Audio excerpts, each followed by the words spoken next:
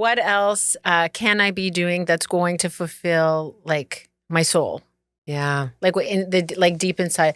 I love what I do. I see the effect of what I do in a different way. Like I love fashion just as much as the next person, but I do what I do also to build and grow and help people connect in the community so that they feel seen and valued and that maybe other opportunities are established because of what I do and kind of the connection. But inside also, I'm like, well, I'm also like a versatile person. Like we all have many layers and many things that we want to focus on or experience in life and, you know, all that stuff. So that's what I'm like, what else? I feel like there's other things also I want to fulfill inside of myself. Yeah. So I'm like, what are those things? Like, you know.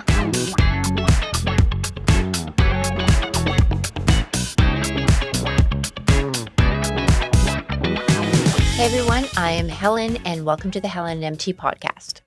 Hey, and I'm MT, and we had an amazing conversation with Vicky Milner. Vicky is a founder of CAFA and a legend in the Canadian fashion and arts reputation. We had a great conversation. We talked about, we had a nice review about Canadian fashion and how CAFA all started. But what I loved more so is that we got into this next stage of our life, you know, building a career like CAFA or even ourselves. And then what do we do next? And just following our own personal journey through that next chapter. Yeah. Well, it was good too, because I thought that, I just thought, oh my God, I don't know, excuse me, if I can talk for 45 minutes about fashion. Yeah, right, yeah. So it was wonderful because it was more than just that. Like it was a lot more than just that. I think that was just like the first little bit of it. Because we all go through that, right? You build something and it's known, I would say, North America and more. And then, okay, now let's rebuild something else. Yeah. Yeah. So we can't wait to share this show with you. But before we get to the show, here's just a word from our sponsor. Hey, it's Helen, and I am so excited to tell you about our new sponsor, Back to Earth Skin.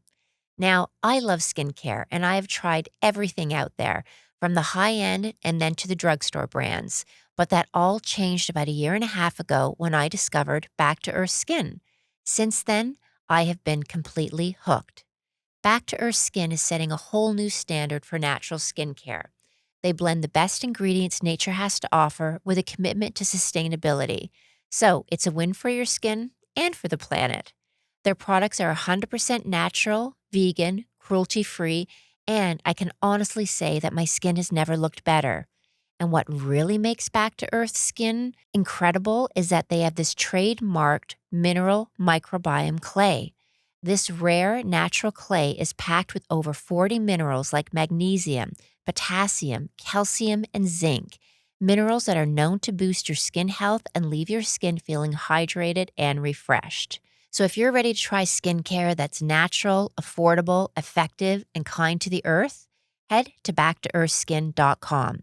You get 15% off your first order, but make sure to use the code HTMT when you order, because that way you will receive 15% off your second order. Links to Back to Earth Skin are in the description of the podcast, and when you start to use this incredible product, your skin and the planet will thank you. Now, back to the show. Vicky, I haven't seen you in so long. I know. It's so good to see you. Thanks for having me on this amazing podcast. Oh my gosh. I'm so excited to be here. It takes a podcast for me to spend some time with you. That's right. So how long have you guys known each other for? At least, maybe 10 years? 10 years? Oh, nice. Yeah. And you met through work? Through CAFA.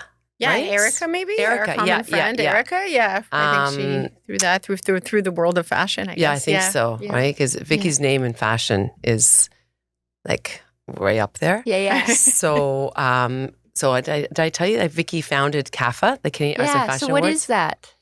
So it started as an award show, an annual award show, the same way how we have Junos to celebrate our amazing music talent. There was nothing in the country to celebrate the fashion industry, honoring our best and emerging designers, models, photographers, stylists, creators, business leaders, icons.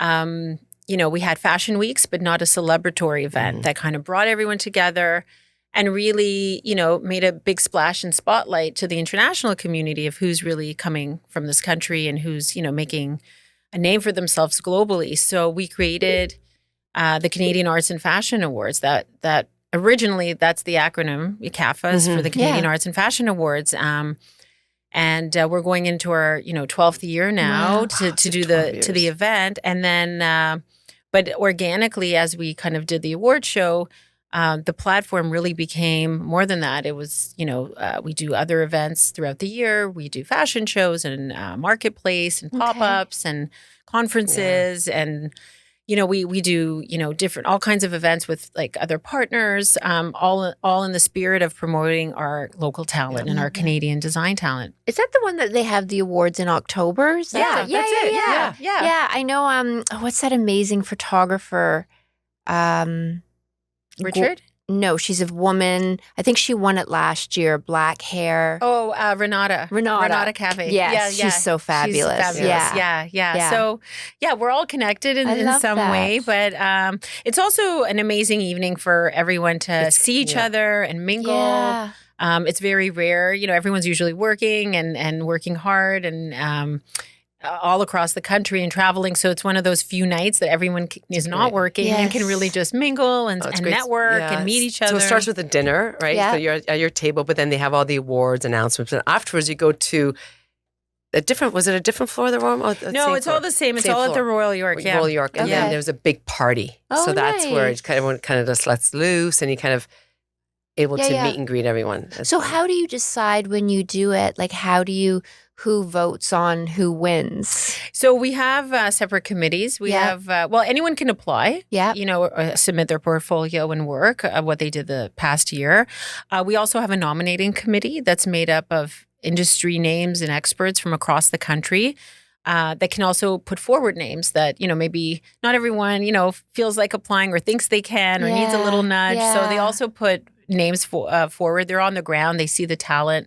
And they suggest names that maybe we should consider. Then we'll contact those names and also encourage them to apply. And then when all of the applications are in, they vote on the nominees, based on certain criteria. And then we have a separate jury of different industry leaders, even more senior people, and some global names in fashion that will see those portfolios and vote on the winner for that year. That's so cool. Yeah. So there's a big body. I always encourage people to apply because even if you don't get nominated, your work is being seen by a lot of great eyeballs, and then it helps us too. It's hard to know everyone in the country, especially emerging talent that's coming up. So when we do fashion shows or other projects, we can then look at that pool of people and pull them into other projects that we do. So it's really great promotion and marketing. Yeah. We do spotlights on different, talent and brands and models, et cetera. Yeah. So it's part of marketing, right? It's just, I feel like in Canada, we are, and we all know this, we're not like the States. We're more modest and not as maybe shouting from the rooftops all the time about us how and fabulous fabulous we are. So I look at CAFA as like the biggest cheerleader of that. And being able to like really show the world. And I find it's an education too, because so many times people don't even realize who's Canadian. They just assume they're American. Our own Canadians don't know. I remember we, people know Canada Goose, obviously. That's hard to miss. Yeah. But, even big brands like Lululemon or Aldo, even Aldo, we honored Mr. Aldo, Benson and himself, a few years back, and people, because it's a global brand, people just assume it's American. Yes. But that's Montreal-based company, still there, big headquarters there, doing their thing around the world. So it's nice to kind of even show the younger generation that we've got these big names and big businesses that can thrive around the world, but they're homegrown. Well, especially now, like, don't you think with everything that's going on, like with tariffs or the talk of tariffs, I think it's really important that we support Canadian talent and Canadian designers and so that we're not vulnerable, right? And I do believe, like, even I think there's some responsibility with sustainability and buying Canadian is so important. Yeah, someone just said to me, let's stop buying American anything. I was like, wait, you know how hard that is not to buy American fashion? Or not even just anything. Yeah, so it's the States. He said, that's all. I was like, wait a second. Like, that's tough. Yeah. Or even if you, like the global footprint, like even, I remember once ordering something from Free People I was on the Canadian site, and then I had to pay duties. And I'm like, why am I paying duties? Like I ordered it but it was shipped from the US. Yeah. And I'm like, I wouldn't have bought it if I had known that, because I know that footprint, right? Like, and that's something that's really important, because consumerism, I think, is one of the biggest things that affects the environment. Of course. Right? Yeah, absolutely. Well, even when it comes to some brands like Lululemon or Alo, when you buy them in the States, they're the exact same price as they are in Canada, without factoring in the dollar. So if it's $89 for a top in without States, factoring the currency. currency, sorry. Yeah. It's $89 in Canada. Yeah. So that's why.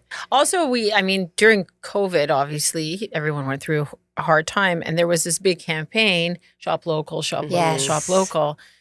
And, I'm a big, proponent of like, let's not just shop local when there's a pandemic. Yeah, I think it opened people's eyes up at that time because yes, there was that spirit of like, all of these businesses going out of business or potentially going out of business and wanting to support, your local restaurants and creators and businesses. And hopefully through that time, it opened a period of discovery, like brands that maybe people didn't know about, fell in love with a certain jewelry brand or fashion brand or whatever. But let's continue that. Let's not just do it in times of crisis, because like you said, there's a big trickle down effect. A lot of these businesses too, you're looking at a family owned business or like a female entrepreneur that started this, and she's employing people in Canada, it's putting food on their table. Like we got to also look at the big picture. It's not, yes, you're getting cool earrings and, well-designed, items, but it's also all the other things that you're doing by shopping local, which is so important. So how do you, because I know like department stores aren't doing as well as they used to. And I think when they brought Neiman Marcus here, like it didn't do very well. I think we still have the Bay, but how do you? Nordstrom Rack is a Nordstrom. Or is it Nordstrom? Nordstrom. Okay, sorry. But how do you? Because I remember when CanFar started and where it was like they had like Wayne Clark and they had Dean and Dan and they had like all these incredible Canadian designers, and they really showcased them. The only Canadian designers I really remember that stick in my mind for clothing now are like Smythe or Jenny Bird. But how do we build up that talent, and then how do we, like, do they have to open a store? Because when you go into Aritzia, it's all Aritzia stuff. Or when you go into Lululemon, it's all Lululemon. Like the department stores where you used to feature Canadian designers aren't happening as much now. Some still do. Like it ebbs and flows, really. And there's like some boutiques that will buy a lot of Canadian. There's a few.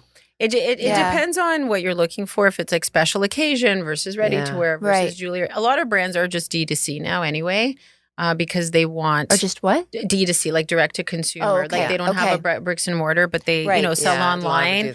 And they've created a huge presence through content or YouTube or wherever. And they've really kind of created a loyal customer base on their own. But I find that all of this is really, it's not like a one-step solution. Like it takes a community, including the customer wanting and asking when they go into a store. If a lot of people came into store asking for a certain brand, you should buy that or write their local buyer boutique like, hey, check this brand out. But you do that collectively all the time. People pay attention to that kind of, people want to make money. So a store will buy a brand that you're going to buy, right? So so it starts with education and awareness. It starts with also the consumer wanting the item, the buyer and the store investing in that item. And sometimes too, like I find we're so risk adverse here, in the States. Like people will buy lines here, try them, nurture them for a couple of years, then make a decision to drop, to not drop. Like what's the sell through? But like if they believe in a brand, they won't just like give them one season of a chance and then drop them right away. Like of course, sometimes when it's also a new brand, it takes time to like educate the consumer on that brand and nurture that relationship. And very rarely things are a one-hit wonder where, like it takes time to build. And I find people are very like, they're just risk adverse. They're like, oh, that didn't work. Okay, let's go back to doing what we're always doing. Like but then to your point, how do you move that? Then the needle never gets moved because you're always reverting to the same formula or the same things. But eventually, like that also gets tiring. Like you want to be fresh and new and be able to invest in new brands and be a leader as opposed to just a follower of the same thing. So I think, so like all of those, it takes all of those things to break through. I do see like a lot of people doing collabs now, you know, where two like-minded brands with a similar consumer base, like it's a jewelry huge brand. Thing now. Yeah, they'll do like an event together, or they'll combine and do like a capsule where they co-design, and sometimes that gets, you know, a lot of eyeballs. Yeah, it's endless. Yeah. So I can talk to you about fashion forever. But the big side of you that you and I talk a lot about, and we had a great chat yesterday, was we've got to this point in our lives, right? So you've built such a great name for yourself. You built this, I would call it an empire with CAFA. At this point, like, do you see yourself growing it more? Or do you have times where you say, you know what, I've done that. You know, where can I pivot? Because I know for myself, you know, I was just away with beautiful 80 to 85-year-olds, and they spent their days just calm, reading books, going for walks, just their meals. And here I am, you know, thinking, okay, I got to make this call or do this email, or I have to pound the pavement for something else. And it's like, when does this stop? Like, do you ever feel that? Yep. Helen? Yeah, you do. Yeah. I feel like we're all in control of the choices we make. Yeah. Like every day we wake up in the morning and we make a choice, what to wear, what we're eating, how we're spending our days, right? And it's very easy also to get into a similar cycle of choices that we make every day, just because life, right? You have kids, you have job, you have financial responsibilities. And I mean, you and I were talking about that the other day, where like I find personally, like the older I get, like, and not to be depressing at all, because I'm a pretty positive person, and you know, I don't like. But we all go through those moments. But we go through the moments where, like, okay, I'm a certain age. I'm 49. I'm proud to say it. I'll be 50 this year. Where you're like, thank you. Yeah. But that, you know, you start kind of thinking about life differently, and you're like, okay, I'm kind of entering like the second half of my life. Yeah. Also, we don't know how long we have to live. No one knows, like at any age. But then you start thinking like, okay, I've done all the stuff, work, but I might have other interests and goals and hobbies or places I want to travel to that I haven't achieved yet. So like, I just find at my age, like that plays in the back of my mind. Yeah. Right? It's almost like you go through, Jane Fonda wrote a book a few years ago called Prime Time. And she talked about, as women sort of in our late 40s to early 50s, we go through these growing pains. And it's almost like we ask ourselves the questions we did when we were younger, like, well, who am I? Right? Because maybe you've been in the same job for a while. Yeah. Maybe you've been in the same relationship. Maybe your kids have left home. And so you sort of start to ask yourself these questions. And we are closer to death than living, right? So, and not in a morbid way, it's just, right? It's numbers, so it does make you think about, okay, well, what else is there? That's a good point, Helen. Like asking yourself questions, because I don't remember asking myself this many questions 10 years ago as I am now. Yeah. Because we dove so deep into building our career.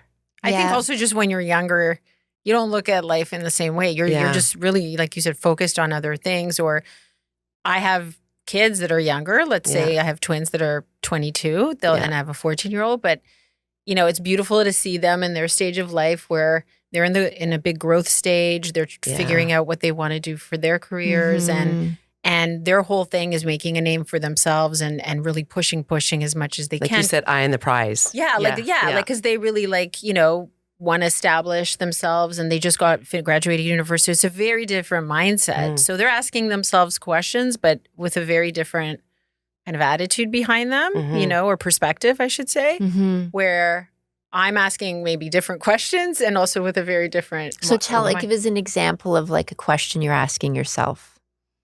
Like, what else can I be doing that's going to fulfill like my soul?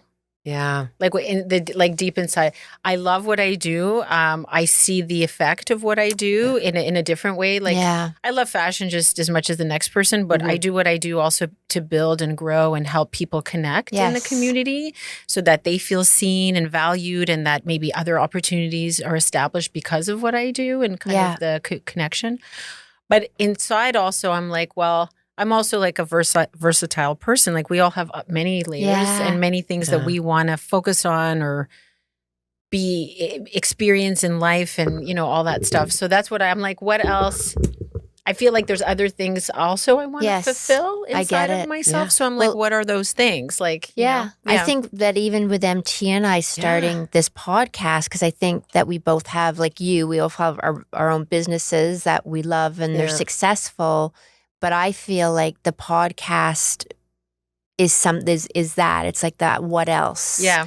And the what else isn't really, I mean, it'd be wonderful if we got great sponsors, but it's more that we're doing this because it feeds something in our soul. Exactly. And that's where I stem from. Like when I said, I'd love to do a podcast and I was on the phone with you. But again, like you, Vicky, is like, we're at a point now where what is it in our soul that we want to nurture? Yeah. And Helen and I have been talking a lot about the idea of you say Kevin. Kevin. You don't look like Kevin. Yeah.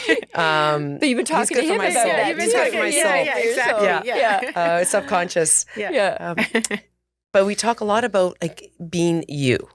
So, in the age of, building our career and business, like we are a bit of a people pleaser, or we got to do this. We got to check box this, and it might not align with us, but I have to get this done.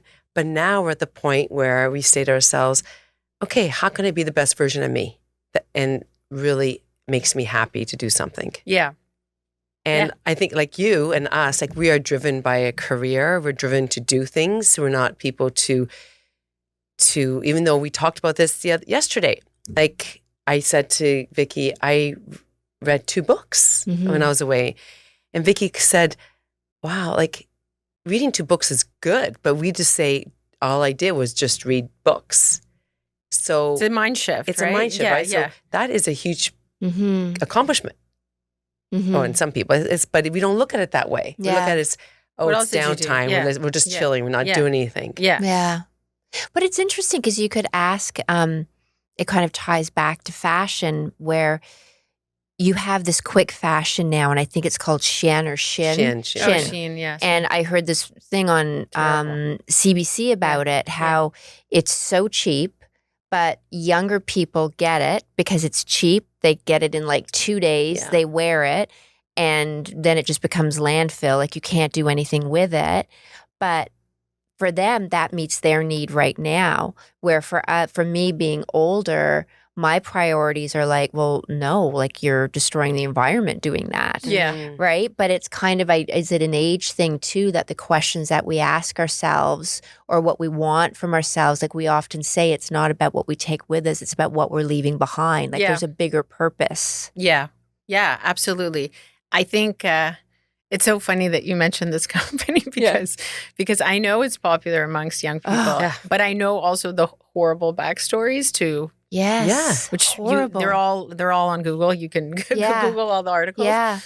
And I tell my youngest, I'm like, you are forbidden. Good. And these are the reasons why. And I send her all these because she needs to know it's not. You can figure out a look from someone else. Like you don't have to support. Like look at the impact. Like and a lot of it is just education. I think young people watch these videos. What's the cute outfit? What's the and they don't see the other side. But they don't think, it's only me. I'm not going to make an impact. Yeah. I'm but times that by millions of people. Exactly. Yeah. Yeah, it's a huge impact. So do you find so we're talking about something that satisfies our soul. Like in our business, we're out a lot, right? Meeting people, networking, setting up, doing stuff. And there's a bit of an exhaustion that comes with it. I think with that comes if the idea is okay, what can I do now that slows me down, but at the same time fulfills me? Can you have both? I think so. Yeah. I think they run parallel with each other. Yeah, exactly. Yeah. Right. But how was that exactly formula? Yeah. Yeah. I think, well, it's funny, like just going back to something you said, being in an alignment. Yeah. I listen to many podcasts. There's a million books on, finding your true self, when you're in alignment with your true purpose, that's when you're like fully connected and living your best life. And I do believe that. But it takes a lot of courage, I think, to be in full alignment because to your point, like there are a million other things I could be doing that could probably, and I'll admit that, right away, that maybe is in my full alignment. But there's so many other things that are like, well, I've got to see this through. But I need the money for X to happen. So I can't just like toss this to like there are reasons. And I think it's not black and white. It's not black and white. Yeah. And people, you can definitely, I think if you're honest with yourself and at least know what does make you happy and take little steps to feel that way or to have glimpses of, that, like whether it's volunteering somewhere once a week with something that, gives you joy or whatever the thing is. But it takes a lot of courage. Like, you hear those stories like, I left everything behind and I now live on an island and I'm doing this. And like for them to get to that point and to be in that alignment or pure bliss or whatever, they're experiencing, it's hard for people to do that. We had a guest on our podcast, Lee Marie. She picked up and moved like out east? Or somewhere like a remote... Yeah, in the woods. And it's like, I don't know if I can do that. But I don't think it has to be that extreme. Yeah. Right? Because I do think that part of conflict is a part of life. Yeah. And learning to sort of transcend it and learn from it. My question for you, though, is that when you are not in alignment... What happens for you? What comes up? Like do you lose your patience? Do you get sad? Do you are there little signs of like, oh, okay, I'm not in alignment with what I should be doing or want to do? You just have this, like, for me anyway, this feeling of just like a layer of stress. Okay. Like you're just like we stress about all kinds of different things, like, and you kind of try to mitigate that with talking to yourself and like, don't stress about this or that. Journaling. It's not worth it, kind of thing. Yeah. But when I feel like when I'm not completely, like I don't feel at peace. Like there's a feeling I know. Edge. Yeah, there's like a small edge and it could be small and it's like a layer, but like you're not 100% at peace. I've had days like where, let's say you have the perfect day. What's the perfect day for you? Let's say if you were going to ask, where you're like, okay, I'm going to do today everything that's going to bring me joy, whatever those things are. And you feel that glimpse of like that peace where like, okay, all of these things I love and I did them all today. So that, the difference, like, the difference in your body when you're like not stressed or where your head is clear, whether it's like looking at water on a beach and having puppies run around you and eating your perfect, that moment where you're just like, you can breathe. And then you go back to all the things, like you see the difference in your body. Well, right I was away. away for the week, like I just said. And I really tried to be present with the group that we were with.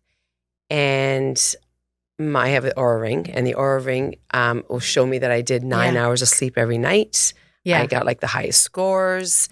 Yeah. Didn't wake up at all. It shows I mapped out that I was slept from the time I went to bed till I woke up. Yeah. Did you not get up to pee? No. Wow. I didn't. Which nothing. She was in full alignment. That was the first you don't time. Have to pee when you're in full alignment. I would be drinking my tea or wine at night. And it was the first time. The night before, that we're leaving for our flight the next day, terrible sleep. I was like already anticipating coming home and what I need to do. Yeah. And I think it was like 5 hours of sleep. It shows that my wakeful times was constant. Yeah. And then this whole week, you're wavy again. Yeah.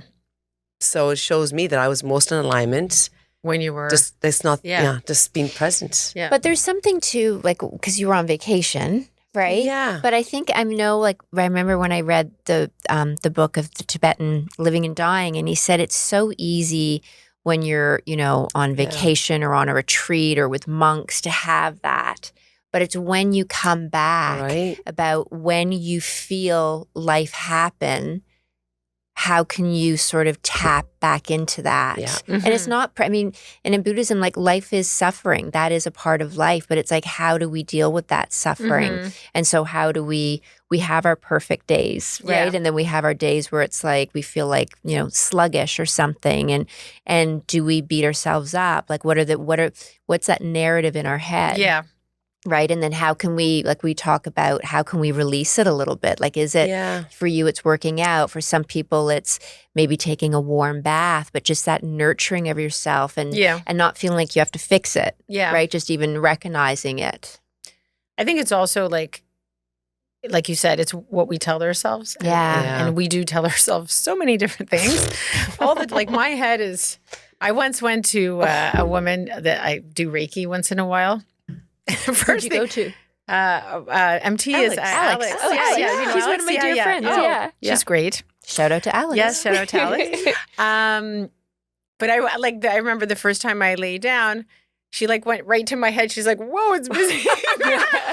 Whoa. I'm like, yep. I go, she's like, wow, we got to work on.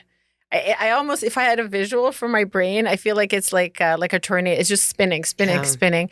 And not because I talk to myself all the time. I have ideas pop up, and then then I'm talking to myself about what I forgot to do.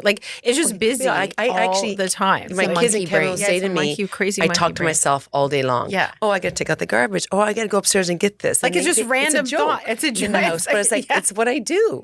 Yeah.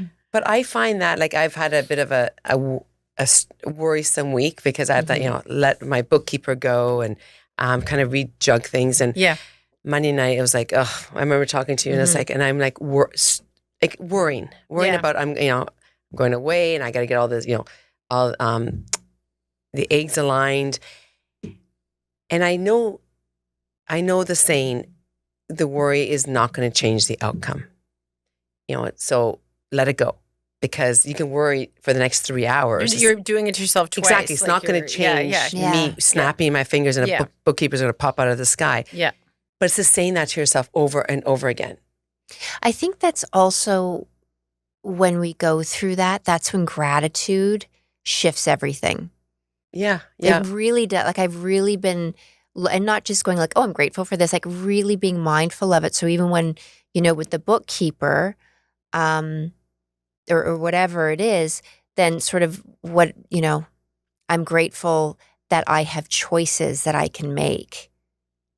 Do you know? Yeah, I don't think that way at that time. No, I know. But when you do, when I try to practice gratitude, when I'm in, let's say somebody decides that they don't want to shoot with me, then I'll be like, well, I'm grateful for the people that do want my service. And it's something Change I that feel mindset. these gentle little shifts with it. Yeah. And just bringing it back into what I do have and what is coming to us, because we tend to focus more on sometimes what isn't coming to us. Yeah. And it just sort of is like a way of shift. I find that now that I'm understanding gratitude a little bit more, you just don't write down oh, I'm thankful for the sun. I'm My thankful family. for the Yeah. Using it within difficult situations. That's a good point, because I usually do it in the morning, but I don't actually practice it as much during the day. Or it's when you get a bill, sometimes when we get taxes, it's oh, you got to pay. But at the same time, it's well, that if you're paying that much money, it meant that you made money. Yeah. Right. So even shifting it, that I'm grateful for the money that I made, or I'm grateful that I have the money in my account to pay this.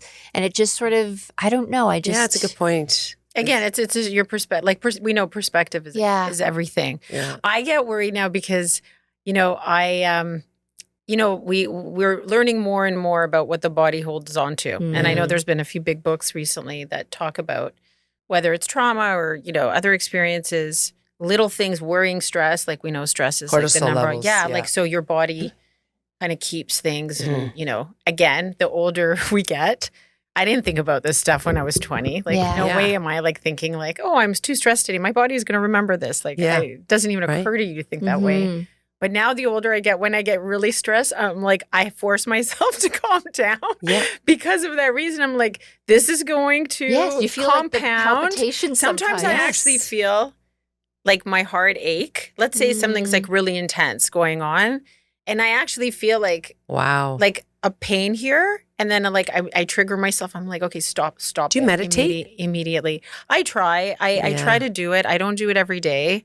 I know it's amazing, and everyone that I know, including yourself, like Helen's I have to. Oh, you do. I have to get into it more of a daily practice because I do it often. I do it like a couple of times a week, or when I'm feeling, whatever. I go into a quiet. So what do you do then when you feel that heart palpitation? Like what are the steps? I talk to myself. I breathe. Yeah. I take a minute and do some breath work. Yeah. Mm-hmm. I go for a walk. Like if I just need to be outside. I have dogs, so I'll walk the dogs. Or I just move a bit and get outside. And it does. Like people say, oh, go to the fort. But like actually it works. Like it does. Yes. Even a 10-minute walk around the block and then you come back. Like it does work. So I just, or I talk to myself and I'll be like, okay, this is not worth it. What your body now is in stress and you're feeling it and you've got to like. Do you have a person?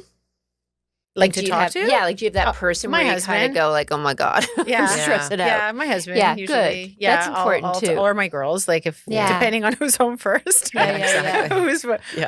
But I do. Like I think, but going back to like the original point of like as we age, your perspective and how you look at things and how you realize things impact you evolve a lot. And so now, like I said, when I'm stressed. And I feel it in my physical body, like I reverse it right away versus staying in that state for another week or. Yeah. So are you able to reverse it right away? You find that the more. Yeah, because then whether it's gratitude or I talk myself down. I give I talk to myself all the time too. Like pep talks or whatever where you're like, okay, this is not worth it in the long, because a lot of things are in the long run, they don't matter. They matter in that day or in that minute, but like, I have to talk to myself of like, is this really going to matter a week from now? Like, is this resolvable? Is this like, I ask myself questions to get myself to like. Do you journal? Down. I don't. See, that's something, I mean, we talk about journaling a lot, but I find sometimes because it's like that monkey or that hamster on a wheel and it's just going that I'll just go and sit and write and like write down like what's bothering me and then, what could outcomes be things. It just sort of helps. It just stops that vicious cycle that's on repeat. I find like it can just sort of help a little bit with that. But or if it happens at night, I call them lying down thoughts. And then it's like 4 get hours up, later, walk around. But just just try to change it a little bit. Though, when I start thinking, I never look at my phone during the night, and I don't get out of bed. So I'm trying to learn. So you lie there? I lie there. Okay. Because I don't want to get up and start movement. I want to be present in it and try to condition myself to compartmentalize or let it flow. Because bed is very sacred to me. Right. Okay. Yeah. So I don't want to walk away from it. Night for me is sleeping, and then that's it. Yeah. But like I just had something a couple of weeks ago and just coincidentally Helen was with me and I got this email. I was like, oh, good. And it was really upsetting. And I just happened to be with Helen and she kind of talked me like through it. Mm-hmm. And if I was thinking, if I wasn't there to talk about it and no one was at home, what would I have done to calm myself down? Yeah. I think I would have emailed back and asked for answers, but which would have been the wrong thing to do. Yeah, reactive. Because I was in the emotion of it. Yeah. So I reflected on that, thinking like I need to be able to calm down right away and not be impulsive, and have an action. That's hard to do. I know, impulse things right? Sometimes hard. Yeah.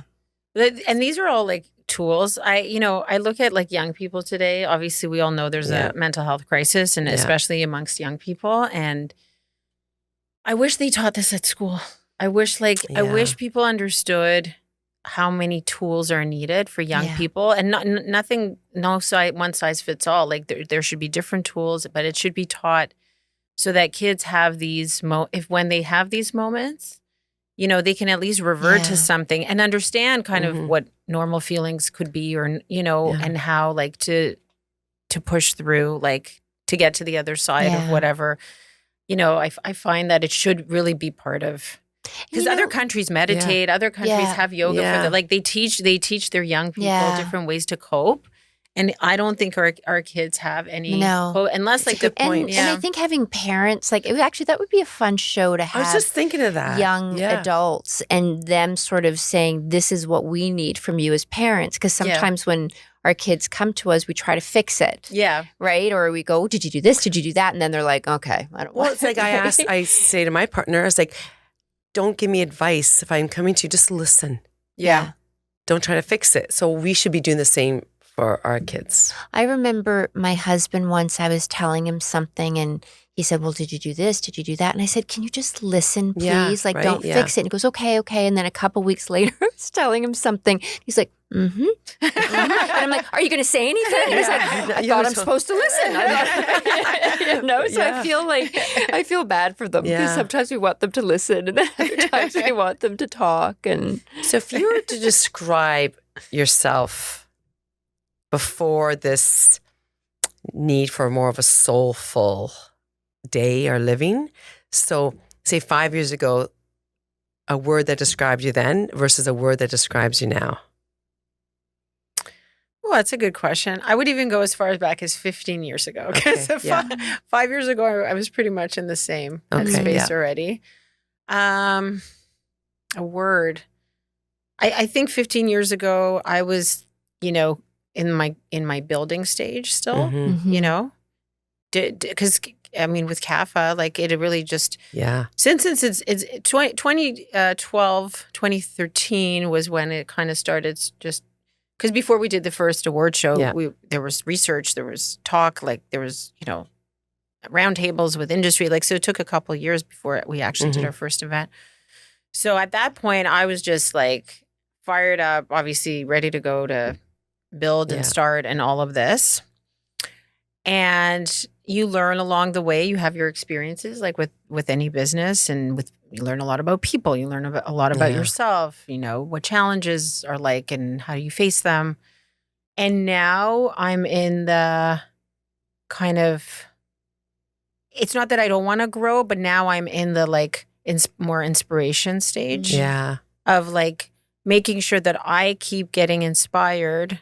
Because when you're an inspired person and you have a bit of a fire, whatever that is for you, everyone benefits because your creativity flows, your energy's up, you're like, you're a more open person when you're inspired, you say yes to more things, you're like just a more open person. Yeah. So I think now maybe it's like more inspiration and even more openness. Not that I wasn't before, but it was just like now I'm at this phase like where it's more of a priority. Yeah, it's more like because of all the benefits that I just listed. Like I know when I'm inspired and I have ideas, like I'm happier. But are these ideas to rebuild something, or just to rebuild yourself? No, I think myself. I think also connection is very important for me. It's like huge. When you're. Like, and I think we're similar in the way that when you sit down and have a conversation with someone that's inspiring to you, or you learn something or whatever, you walk away like feeling great. Like your trip right now where you talked to, you said 80-something girl. It's like they probably told amazing stories and you sat there and you thought about life and you felt connected to the world and yourself and like the true purpose to things. Nothing beats that feeling. Like And some people, there's extroverts, there's introverts. I get energy from people. Yeah. I like listening to stories. I like meeting strangers. I'm listening to what they've been through. I feel like older people have a lot of wisdom to give. They've been through so many different things that we can't even imagine. So it's a gift when they tell you stories because there's wisdom there.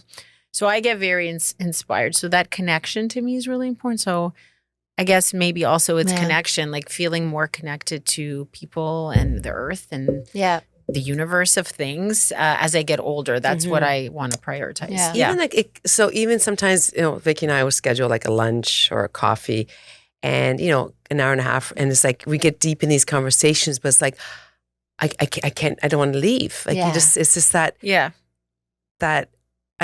just like that soulful talking. Yeah, it's like a fuel to your soul. Yeah. So this is great. I'm going to come home tonight feeling very energized. MT and I have been talking a lot. Actually, MT started it, the whole thing about be you.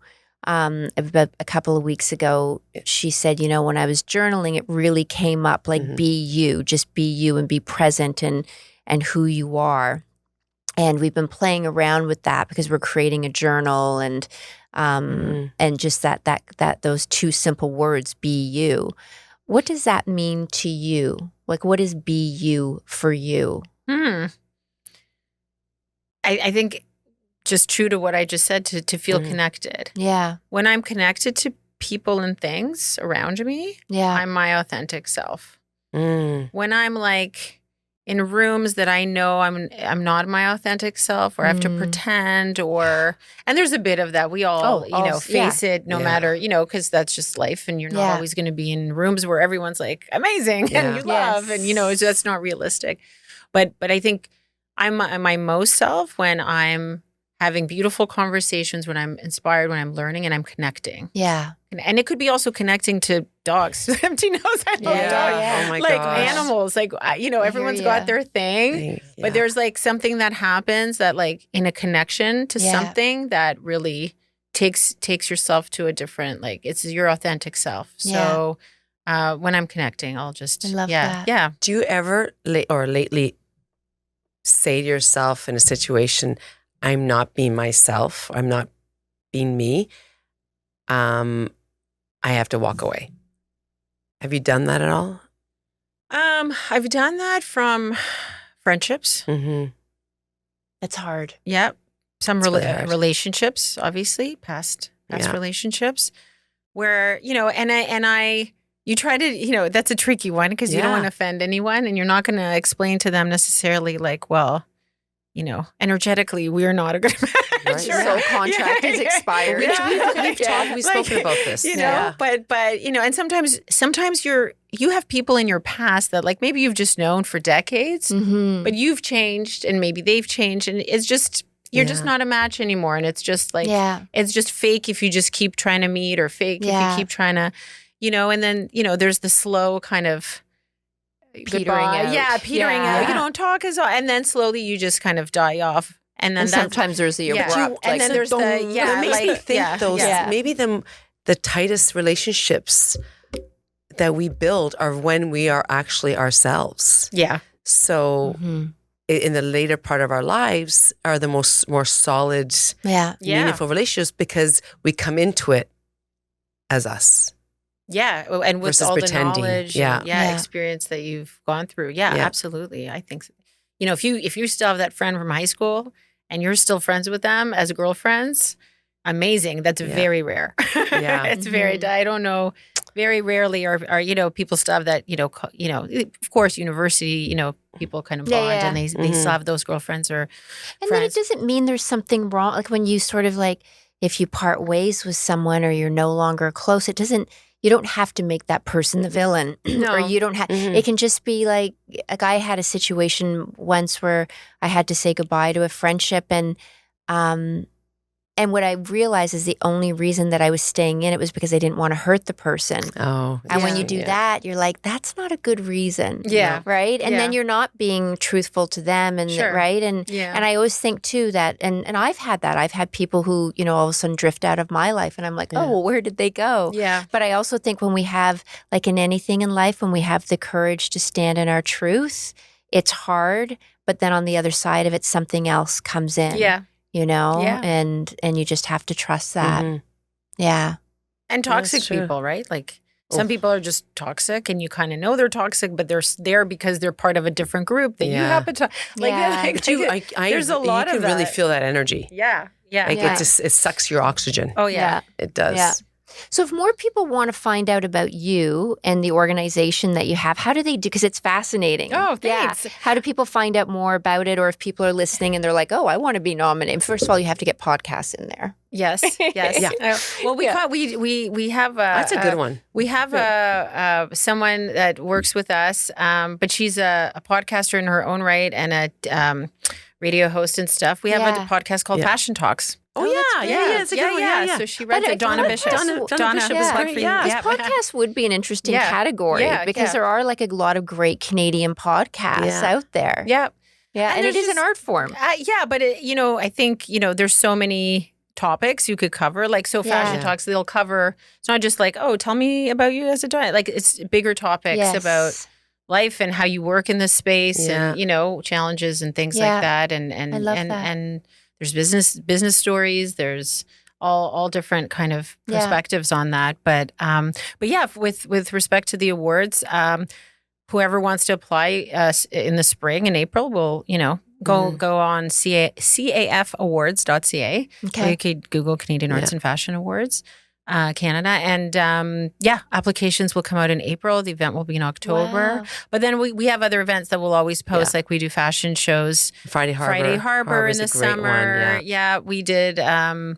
we work with Blue Mountain and we'll do outerwear fashion show things. We'll do pop-ups. Like we have different events that we kind of partner with throughout the year, networking things. And so just to follow. Okay, and on Instagram, it's CAF Awards, @CAF Awards. I think we should get Alex on the show and we can talk about how all our experiences with Reiki. Yeah. Oh, yeah, Reiki. Yeah. But thank you for being here. Yes. Oh, my gosh. This was great. For sharing in this conversation. And we'll definitely make sure to put more about you, but also your organization and your Instagram and all that sort of stuff in the description of the podcast. Is there anything else you want to add, beautiful? Oh, I just think that I love the you that you are right now. Aw, thank you. That's so nice. I really do. We've had a lot of conversations over the years. Yeah. I think, look, life is a journey, and I think we all have our own journeys. Like we all kind of are figuring stuff out. And I know just even from talking to people, even though someone looks like they've got it all figured out, they're still trying to figure it out. So, but I feel like sometimes we get, everyone knows the imposter syndrome and all that stuff. And I think people also get in their own heads, like, I'm the only one who doesn't know what they're doing, which is not true. Like, a lot of people are figuring it out. A lot of people have personal issues you don't even know about.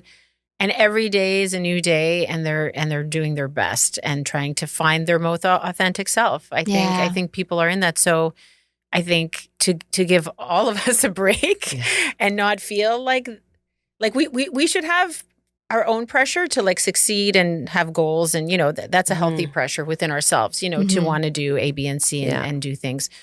But this like outside pressure of, well, it has to be this way, or like you said, like if you take a day or a vacation and you read 2 books and you chill and you talk to interesting people, in my head, that's a great accomplishment. Like we measure our accomplishments, and I'm not going to speak culturally like what happens in Japan or, your different countries in Europe. Like, but I know in North America, we have this culture that we feed ourselves of like, success is only this, or you have a fulfilled life if you do A, B, and C, and you've accomplished A, B, and C, or it's measured by how much money you have or how much.